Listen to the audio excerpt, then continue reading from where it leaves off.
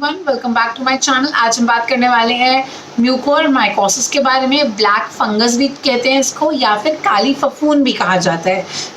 आज हम क्यों बात कर रहे हैं ब्लैक फंगस के बारे में, क्योंकि पोस्ट कोविड के बाद इसके केसेस का नंबर हम राइज होता हुआ देख रहे हैं।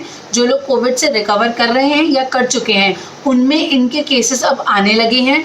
ये क्या है, ये कैसे स्प्रेड होता है, आप इससे कैसे बच सकते हैं, और सबसे इम्पॉर्टेंट चीज़, क्या आपको ये हो सकता है कि नहीं हो सकता है, आपको प्रिकॉशंस कितनी लेनी है, किसको लेनी है, तो इसके बारे में आज हम बात करेंगे। तो सबसे पहले बात कर लेते हैं कि ये फंगस कहाँ पाई जाती है। It is all across the environment. हमारे पूरे वातावरण में ये फंगस हर जगह पे प्रेजेंट होती है। एयर में भी डिस्पेंडेड होती है, पर कहते हैं कि ज़्यादा कर ये सॉइल में, खाद में, या फिर उन सब चीज़ों में ये ज़्यादा होती है। पर ये एयर में भी डिस्पेंडेड होती है, तो पूरे वातावरण को तो बदला नहीं जा सकता। और अगर ये पूरे वातावरण में, और कभी कभी तो ये भी कहते हैं कि हेल्दी पर्सन के लंग्स में भी ये फंगस होती है, पर हमें कभी प्रॉब्लम क्यों नहीं हुई इसकी वजह से, क्योंकि हमारा इम्यून सिस्टम वो इतना स्ट्रॉन्ग था कि इस फंगस की वजह से कोई डिजीज़ हमने फेस नहीं किया आज तक। बट अब क्या हो रहा है कि इम्यून सिस्टम कॉम्प्रोमाइज़ हो रहा है। इम्यून सिस्टम जिन लोगों में कॉम्प्रोमाइज़ हो रहा है ना, एक्चुअली में इस फंगस का या फिर इस डिजीज़ का खतरा उन्हीं लोगों में बढ़ गया है। अब कौन कौन लोग हैं जिनका इम्यून सिस्टम कॉम्प्रोमाइज़ हो रहा है? पहली चीज़, जिन लोगों को पहले से कोई बीमारी जैसे कि अनकंट्रोल डायबिटीज़ हो, HIV हो, जो कोविड में बहुत ज़्यादा टाइम तक ICU में रहे हैं, जिन्होंने high dose and prolonged use of steroids किया हो, या फिर जिनका कोई रिसेंट ट्रांसप्लांट हुआ हो, या फिर कैंसर में मैलिग्नेंसी जैसी, उनको वो लोग ज़्यादा डिस्पोज्ड है इस कंडीशन से। मतलब कि अगर आप इस कैटेगरी में नहीं आते और आपके घर में बाकी लोग भी इस कैटेगरी में नहीं आते और इम्यूनो कॉम्प्रोमाइज्ड, तो फिर आपको चिंता की कोई बात नहीं है। पर अगर कोई आता है तो उसको थोड़ा सा ध्यान देना है कि इसके क्या लक्षण हो सकते हैं, क्योंकि जितना जल्दी आप डॉक्टर के पास जाएंगे इसके लक्षण को लेकर, उतना ही बेहतर हो। तो अब हम इसके लक्षणों पर बात करेंगे। इनके वार्निंग साइंस क्या है, क्योंकि जितनी जल्दी आपको वार्निंग साइंस का आइडिया लगेगा, उतनी ही जल्दी आप किसी चिकित्सक की सलाह लेंगे, मतलब मेडिकल हेल्प लेंगे।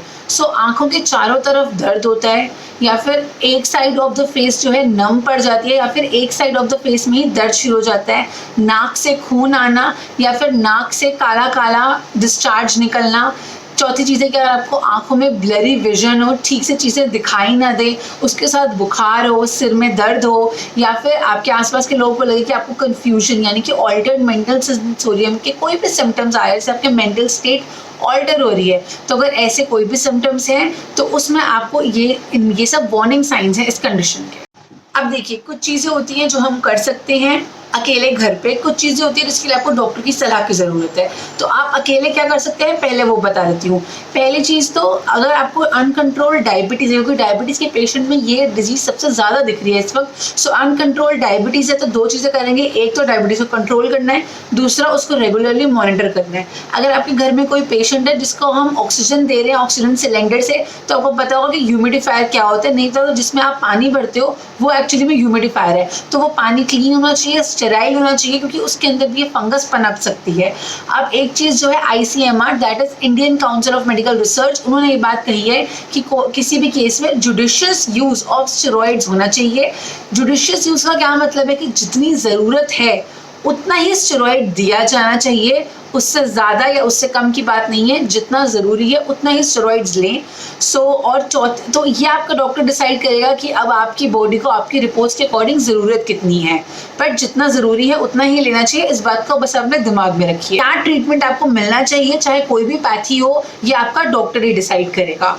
लास्ट चीज़ है कि ऐसा बोल रहे हैं कि बहुत ज़्यादा प्रिवेंशन के लिए आप क्या कर सकते हैं, तो अब मास्क तो सब लोग पहनते ही हैं। उसके अलावा ऐसा कहा है कि बहुत ज़्यादा लॉन्ग ट्राउजर्स पहनिए, फुल स्लीव की शर्ट्स पहनिए, खुद को कवर्ड रखिए ज़्यादा। बिल्कुल ये सही बात है, पर याद रखिए कि किन लोगों को करनी है, उन्हीं लोगों को करनी है जिनका मैंने आपको बताया कि जो लोग रिस्क कैटेगरी में या फिर प्रीडिस्पोजिंग फैक्टर्स जिस वीडियो में स्टार्टिंग में बताए हैं उनमें आते हैं।